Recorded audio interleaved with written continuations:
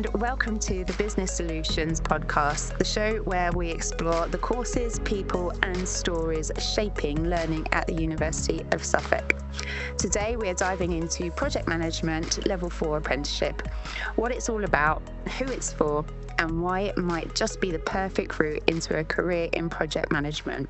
Joining me are Sarah Harris. Hello. And John Walters. Hello. Who lead the course here at the university. Welcome. Okay. So let's start with the basics. So for someone who's never heard of it before, what exactly is project management level 4 apprenticeship and who is it designed for? So the course is designed as an entry-level project management course. You don't need any previous experience in project management to start it. It's a level 4 course, so we're looking at either people who've just left school with some A-levels or people who've been working in for some time and now want to get into project management. It's a 1-year course where we'll teach a good foundation of all the aspects of project management, and from that, you'll get an apprenticeship and a certificate of higher education. And the certificate of higher education is equivalent to the first year of a degree. So that's something that studying at the university is it's an added benefit. So people finishing the course can add to that at a later date with our level 6 programme. So they could get a complete degree by studying another 2 years as well. So that is a definite benefit of studying at the University of Suffolk. Brilliant. Lovely. So why this apprenticeship? So what made the University of Suffolk decide to offer this particular apprenticeship? So was it industry demand or a student interest or a bit of both? Bit of both. Industry demand was high. It's such a versatile qualification. The applications are endless. There are so many sectors that this applies to. So we've, healthcare, logistics. Who else have we got on the course, John? We've got construction, transport, IT, software. There's projects are everywhere. I think anybody listening to this podcast will, in the workplace, be working on some sort of project. So the applications are endless. Fabulous. So course structure-wise, and the learning experience. So could you walk us through how the course is structured? So what do apprentices actually do during their time with you, and how do you balance classroom learning and workplace experience? Should we start with the structure, John? Yeah. So the structure is a traditional day release where you'll come to the university 1 day a week. We've got 4 modules throughout the year that take up the whole of the year. So each module lasts 12 weeks. The first 6 weeks it will be day release, as I said, where you'll come to the university and we'll do some teaching in the classroom. Sarah will talk about that better than me. And then there's a 4-week period where we set you a set of tasks to do at the workplace, but you should still spend about a day a week working on those tasks. And we'll check in, online, see how we're getting on. And then there's a 2-week period for you to do an assessment for that module that will give you towards your grade for your certificate of higher education. So that's the basic structure of how we teach it. Yeah, and there's 4 modules. The first one John teaches, which is all about creating a project plan and scoping out a project. We have another colleague, Jane, who focuses on more the finance and the budgeting side of things. Then there's another module around risk management, and then a final module that brings everything together, looking more about leadership, managing stakeholders, and communication styles. So some of the softer skills that are required, but how you bring the whole project together. I'm just trying to think about what your other questions were in relation to that. So how do you balance classroom learning and real workplace experience? I think you've I think you actually answered that quite well, I think, unless there's anything else that you think that you want to add to that. It's only that the apprenticeship is a fantastic way to do that. So there's classroom learning, which then can be implemented into the workplace straight away. So literally from the first class that we teach, there are skills and frameworks and knowledge that can be implemented straight away. And it gives the apprentice the opportunity to sort of experiment and understand and sort of contextualize what they're learning. Yeah, so it's really nice rather than doing a sort of standalone project management course online, perhaps, which is just a couple of days long. We're sort of mentoring them through the whole year, and it is about putting into practice what they're learning. Fabulous. So, and do apprentices get exposure to different project management methods like Agile or Prince2 as well? Yes, so the course is aligned with the Association for Project Management's body of knowledge. So that's not specific to any particular sector like construction or IT, where things like Prince2 is more related to IT teaching. So it's more generic to that, but it covers all the same sort of principles of, traditional waterfall projects or agile techniques as well. So it covers all the different types of project life cycles that people would expect across all sectors. Fabulous. And so, with regards to the employer partnerships, so one thing people often ask is how much support do apprentices actually get? So, could you share how the university works with employers to make sure learning matches real world needs? Well, one of the ways we do that is that we reach out to a lot of the employers in the area who are doing projects. Um, East, East Anglia has a lot of national infrastructure projects underway in the area, not least of which is Sizewell C. But there's around 40 or 50 big projects like that going on in the area from a number of different sectors. So we've been reaching out to all the different employers in those sectors to get examples of how they run projects in their area, and we use those in the classroom to role play with the apprentices while they're trying to develop project plans, and we can take the part of, a stakeholder from, a transport firm, and who wants to do a project and help them develop the skills to build their project plans. And these real life scenarios really help embed the knowledge as well. So it's not just coming to the university and being lectured at, it's very collaborative, it's very interactive, is problem based, solution finding, case study orientated, lots of workshops and also they're part of a cohort. So there's lots of other project managers that they'll get to develop friendships, relationships with, and there's lots of transferable skills from lots of different industry sectors. It makes the learning very real world. And I know with employers and apprenticeships as well, they are allocated a mentor, aren't they? So that helps and supports. So if you could just give a little detail into how the mentors are there to support the apprentice as well. So when the apprentices are at the university, they work closely with us as lecturers. But when they go back to the workplace, they have a mentor, which is sometimes their line manager, but it's somebody that they can ask questions to, who will support them in the role. One of the activities they have to do for the apprenticeship is to build a portfolio of evidence. So they will work with their employer to help them create that and put that in place. But it's very much a collaborative relationship between the university, the employer, the line manager, and the apprentice to make sure that the apprentice is getting the most out of the apprenticeship and is supported in every way. Fabulous. So, with regards to the assessment and what's next, so how do you assess progress along the way? And when it comes to endpoint assessment, what does that look like? So there's an assessment at the end of every module, like John said earlier.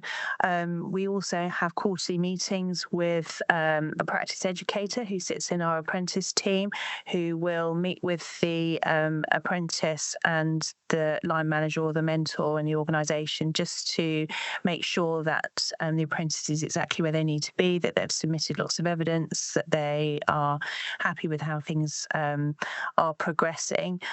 With regards to the endpoint assessment, John, do you want to? Yeah. So once all the teaching has happened and the year is complete for the level 4 APM course, they'll pass through an endpoint assessment gateway where the apprentice will produce a short scoping document saying what they're going to do for a project, which will test their knowledge, skills, and behaviours that they've learned throughout the course. And so once that's agreed, we have an external organisation who will come in and do the endpoint assessment. Once that scoping document's agreed, the apprentice will work on a project. The project could have started before the start of the endpoint assessment. For up to 5 months, they've got to complete this, although we encourage them to get it done as quickly as possible. They'll there's 2 things they have to do. They've got to produce a report on a project, nothing too onerous. It's just a few thousand words, and a presentation. So that'll be about a project that they've done in the workplace, and they'll submit that report to the independent assessment organisation, and then after that there'll be a short professional discussion with somebody from that, with the assessor, where they'll discuss items from their portfolio of evidence, and both of those count towards making sure they either get a pass or a distinction for the apprenticeship. Once the apprentice has finished their level 4, what is next for them? What can they do to progress? There's a few options. They can build their experience in project management for a couple of years, and then sort of assess their perhaps what they want to do, or they can progress straight onto our level 6 program and complete in a further 2 years in one of 2 apprenticeships that we're doing, level 6 in project management or a level 6 in project controls. So it's a really nice progression, and they get a degree from that, which is a fantastic thing. Yeah. And so with employers that could be listening to the podcast, how does that work for employers, for them to be able to put somebody onto an apprenticeship? Because I know obviously they have, some employers have levy pots as well. Could you just go through a little bit how an employer will go about getting an apprentice onto one of our courses, whether they're levy paying or not? Well, we have an onboarding process. So you would nominate a candidate from your organisation who you'd want to take part in the course, and we'd accept an application. We've got a very easy form to fill in, and from that we'll then look at the apprentice, look at what sort of environment they're working in, check that the course is the right one for them, and that works both ways.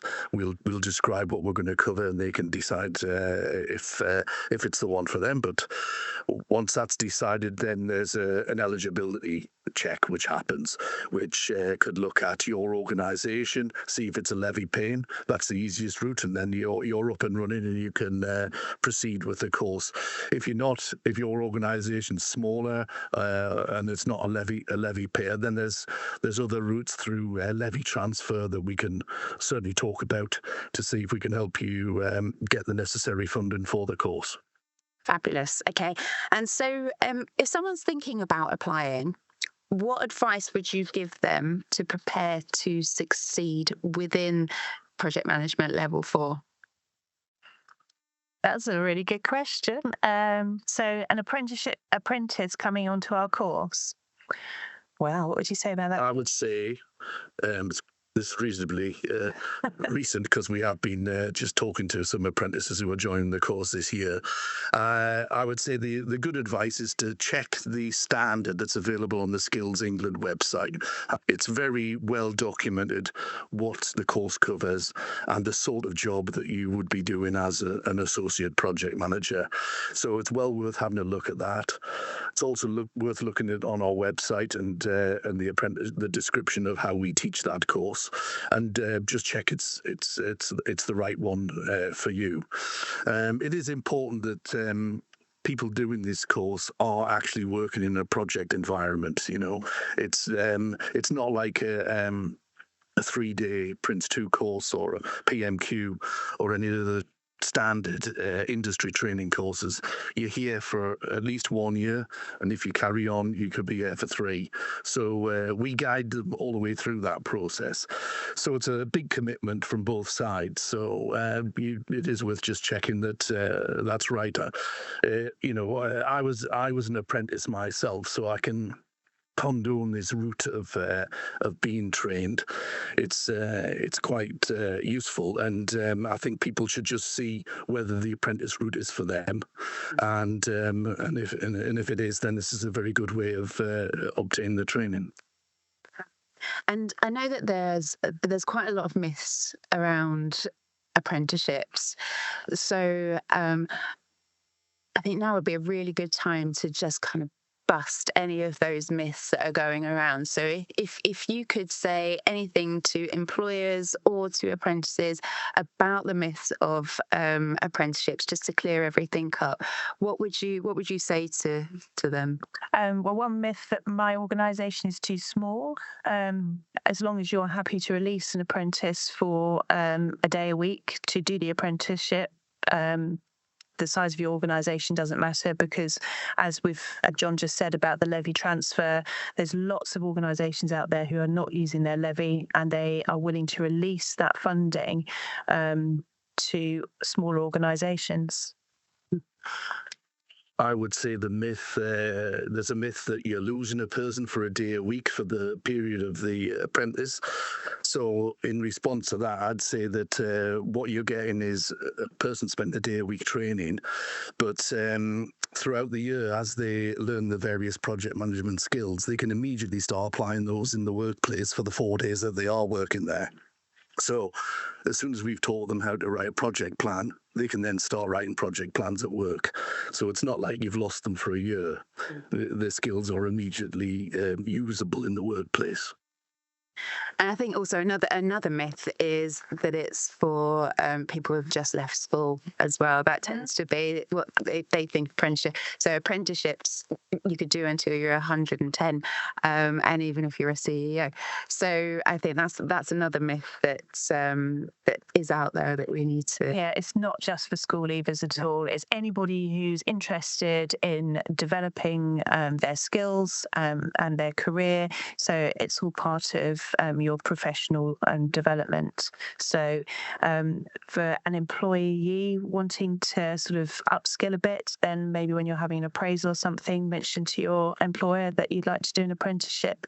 Very accessible, affordable, and very useful, because you'll be, as we've said, applying all your learning straight into the workplace. Yeah. Fab. And so I know project management is obviously a skill that's evolving all the time. So what changes do you see coming in the next few years, and how do you feel this apprenticeship will actually help support businesses moving forward? It's a big question. Well, I think one of the big changes that we're expecting in project management is introductions of technologies like AI, which will remove some of the drudgery of the job in terms of actions from minutes and progress reports and things like that, and it'll allow project managers to concentrate on keeping the project on track and addressing the various problems that might occur along the way of executing the project. Yeah, there's lots of different platforms for managing projects now, and communicating actions and keeping progress completely up to date in real time and keeping on track of budgets. So yeah, technology is definitely one of the biggest drivers of change within the sector. And as you said before, project management is for any industry, isn't it? It's not just for construction and things. And I think a lot of businesses now, they know and they see the need for project managers. We've got them at the university, so it's for any industry. So okay, so I think we've covered a lot from this podcast. So thank you so much. So it's been great to obviously have you both here and to get that inside knowledge of what the course entails and how somebody can apply, what that would actually the progress that they would make throughout their course, and also employers as well, and how that they can move forward with either the levy or not the levy, as you say, with the levy transfer. So if an apprentice or an employer would like to get in touch with us, how would they go about that? Our website's a really good starting point. There is a contact form that you can fill in there, and an email address. So that would be a really good starting point. We've got our business development team, we've got our apprentice team, and also us as lecturers. We're very open to having conversations and answering any questions that anybody might have. But the website is a really good place to start. And I think that's under our website, and it's under degree apprenticeships, isn't it? So if they click on degree apprenticeships, that's where all the information. There's a lot of information there, but if there's anything specific or about the practicalities of having an apprentice on the programme, then yeah, we're here to help. Yes, and we've got 2 email addresses that people can use. For apprentices who are interested, it's apprenticeships@uos.ac.uk. And for business, it's for employers, it's businesssolutions@uos.ac.uk. Or you can register your interest on a form, which is also linked on the website as well. Fabulous. Well, thank you both again for joining us, and we look forward to hopefully having another podcast soon, and with the level 6 project management that's going to be coming up next year. Thanks for having us. Thanks ever so much. Take care. Thanks. Bye.